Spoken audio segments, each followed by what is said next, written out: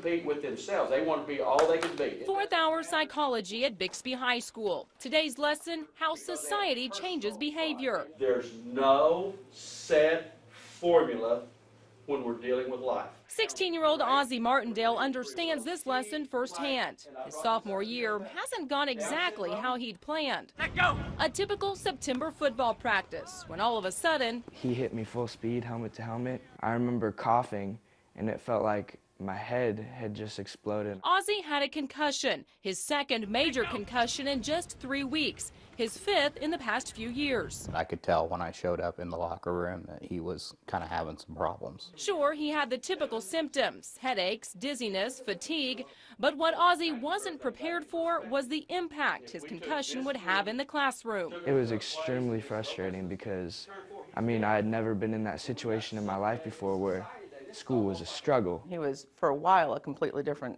student, different even personality-wise. Ozzie's concussion was severe. Brain processing functions have slowed down drastically from the concussion. Dr. Troy Glazier specializes in orthopedic and sports medicine. Can you bring it straight out like that? Over the past several years, concussions have become a top priority. We don't know right now still the effects of like 1 to 2 concussions in a young person. Is that going to affect them when they're 30 or 40? The American Academy of Neurology is currently rewriting its sports concussion parameters from 1997.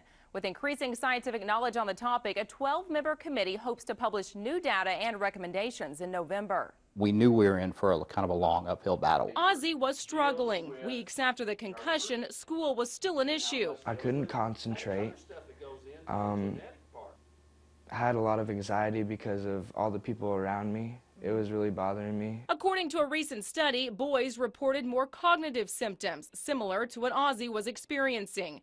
Girls reported more neurobehavioral and somatic symptoms like drowsiness and sensitivity to light. To cope, Ozzie's parents and school administrators put him on a half-day schedule. He would attend class in the morning and go home at lunch. Have you seen anything like this before? Not to that extent, and even just, I mean, this fall I had 3 kids with concussions, and I think in all my 30 years of teaching, I don't know if I had 3 kids in all those times. People are taking it more serious now, and so I think that's really helped out a lot. As we've reported, under state law, each school district now has a concussion policy. And many schools like Bixby use the impact test to help determine if or when a player can return. His IQ was 30 points lower